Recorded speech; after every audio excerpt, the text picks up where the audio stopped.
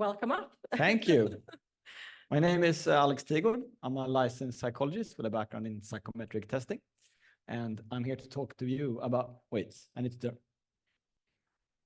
there we go. AI and recruitment, friend or foe? Not to spoil the entire presentation, mainly friend. A little bit of foe, but mainly friend. Okay, let's start with some numbers. Apparently 65% of recruiters use AI in some form or way today in the recruitment processes. And that's quite a big number. I was actually surprised to hear that there being reluctancy. I'm seeing that a lot of people are using it. And there's been an increase as the launch of ChatGPT, which is not super surprising because it's an amazing tool that you can actually do a lot of things with and reduce cost and time and so on. And there was this great report done by Diskriminering Ombudsmannen. Ombudsman, it's apparently an English word that the Swedish word that the English stole. Ombudsman, that's how you pronounce it, like smorgasbord. Anyway, they made a report. It was a little bit of a word salad, but it had some good topics that I want to bring up. And one was that there's a big difference between perceived usage of AI and actual usage of AI. So they asked people, hey, do you use AI when you recruit people to make automated decisions? People were like, no, of course I don't. And then they were asked, okay, do any of these tools on this list, do you use them? And they were like, yeah, I use that one, that one, that one, and that one. And they were like, well, clearly you're using a lot of tools to actually automate a lot of decision-making. So people were not aware that actually we're using a lot of AI or automating a lot of decisions in the recruitment process. And I find this absurdly interesting. And there's also a little understanding of how and when AI is applied when using the tool. So you use all of these tools and you go, I didn't actually know that there was some kind of machine learning automation or AI being used in the tool. And there was another aspect that they add that I found even more interesting is that if you use an external recruitment firm, there's almost no one knew whether they were using AI to shortlist the candidates that you were using. So there's a complete lack of communication and understanding when AI is used in recruitment. And I think we need to start actually talking about this more and understanding when and how. Do you think candidates are using AI? Yeah. About 72% say that they do it in some way or form, and it's increasing quite a bit. And people are actually starting using it to prep for interviews, during interviews, and also to handle psychometric tests and other types of algorithms beforehand.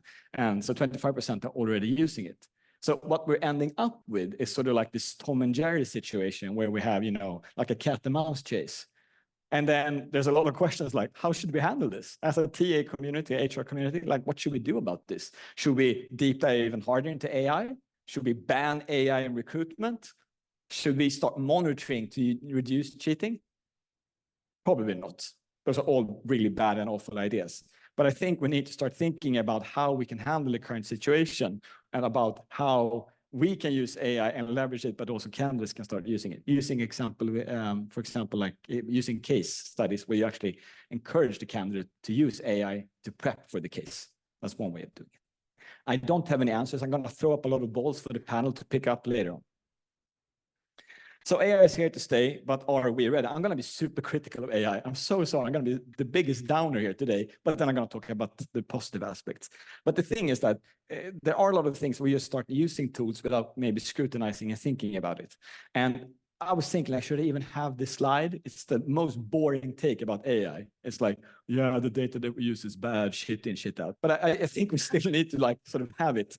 And the thing is that there is, and we talked about, I heard it from previous presenters as well, is that when we're using these systems, do we know how the algorithms are working? Do we know what the data is based on? And there's a big chance there's a representation bias, meaning smaller groups are not represented equally much, meaning that they're less favored when using them. And I'm not sure that when we buy tools, buy services, that we're actually aware of how these data sets are built up. And I think we need to start asking when we buy a tool, hi, can I please see how the data looks like? What's the representation between genders, ethnicities, groups, and what sort? Currently, we're not doing that. There's also one aspect is that do we, by interacting with the AI, actually fortify the biases? I was thinking about this morning is that, if you have the paying version for ChatGPT, they don't use your data for training. But if you're cheap or you don't have money and you use the free version, they're going to store all your data and train it. So we get the situation where we train our new algorithms on people that don't have the money to buy for it. And then are we actually getting a social economic differences in the data that we're building up? I don't know, but it's an interesting aspect to speculate on. And there was one study that they actually used in Diskrimineringsombudsmannen report. That's not how you pronounce it, regardless. Where they found that they had an ad out for engineering, directed ads, and they found that the algorithm favored men over women because more men interacted with the ad, clicking on it, making it cheaper. And it was like, great, this is cheaper. This group is cheaper. So it's going to push it harder for those people. So it didn't know that it was doing, like it was an unconscious thing by the algorithm and the system that was using. So when we interact with these tools, we might also end up fortifying certain biases. There's also the cultural context. What does good look like in Sweden is not the same thing as in Japan.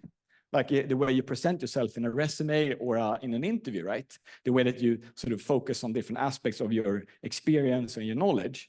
And there's a risk that we create this algorithm that's very Western-based. It's based on the presumption that this is what good looks like in Sweden or in Western countries, but we don't take into account how it could look like in different countries. So you have these people applying from different parts of the world, coming to Sweden and getting scrutinized by an AI bot, and it presents itself in a way that they think is good. But the AI bot says, bad. In Western countries, we do this, and you get a bad score.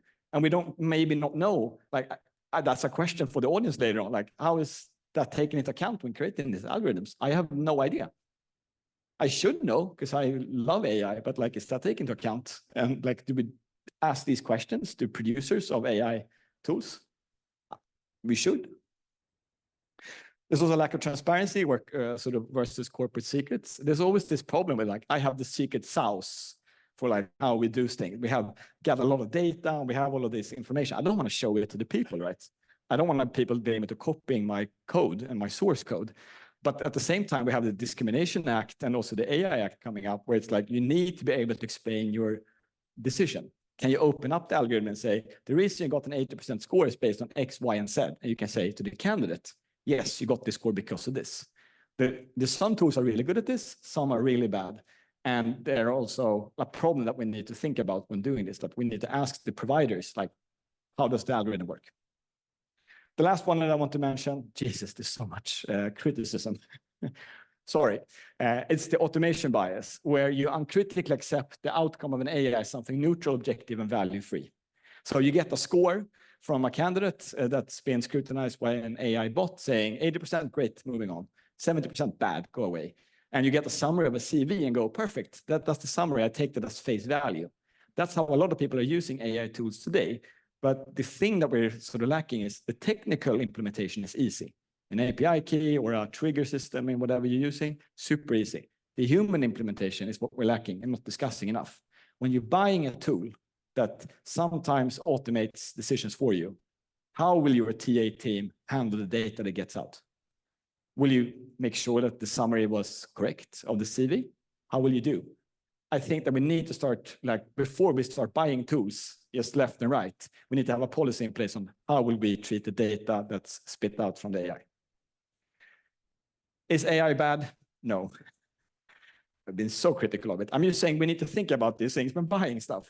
Honestly, it seems that AI is a lot less biased than we are. We're super biased. Jesus Christ. The average time it takes for an interviewer to make up their mind in an interview is 7 minutes. After that, they don't change their mind about the candidate in the interview process. AI don't do that. It seems that in all, like if you look at the data, AI interviews show less bias, are more neutral when matching candidates with a requirement profile. And you can also prompt it to say, not be biased if you use generative AI. There was one study when you put really, really, really, really don't discriminate 4 times, you eliminate the bias. Apparently 4 times is the magic number. So conclusions, AI is here, is really good, and it's probably less biased than humans. Great. However, AI might discriminate in ways we're currently not aware of because we don't really understand the systems good enough, or we don't know the sort of long-term effects of it. There is a lack of transparency and full understanding, which is a problem in itself. Like, how does the algorithms work? There is a representation bias and culture context that also needs to be continuously monitored and assessed. And automation bias will be a problem for TL to tackle that we need to start talking about now. And I think it's our job to do that. Thank you.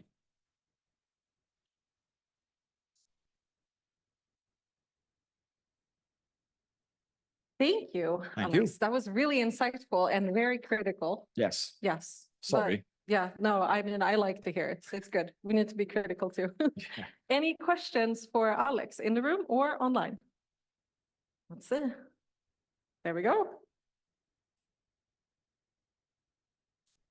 Love the criticism, so thank you for that. There you go. If you talk about the biases that you said, where we don't actually know what's happening inside the box, why is that a problem with AI, whereas we also don't know what's happening in the box that's called a recruiter? Yeah, I mean, fair point. I would say that at least we know that the humans are biased, and you may be able to actually sort of tackle those aspects and being honest with, like, if you haven't done it, I recommend doing the implicit association test that I think Stanford or Harvard University did, where you can actually see which implicit associations you have with different minorities and see if you have any discrimination just towards them. That's one aspect. But yeah, definitely, like the AI tools can actually. That's what my last thing is, like, AI is less biased. I think the problem is that the human maybe could at least describe why it made that decision, some regards, and say like, shit, I don't like people with long hair or something like that. That's a very honest way of doing it. But at the same time, if you were to ask the AI, like, can you at least explain to some way they did? It's like, no, it's just based on all the data that I have collected. I think that's maybe mainly where the problem is. That is the problem, even though saying, well, there was another candidate better than you, it's kind of the same thing. Yeah, it is.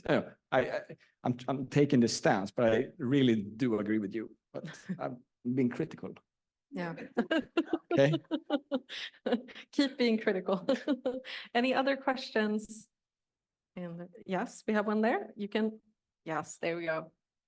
Excellent. Great talk. Really interesting to listen to. A question about representation bias. Would you recommend that we build models around what populations actually look like to eliminate representation bias, or around what a population could look like, and to make sure that people are seen in lifting certain levels and reducing others?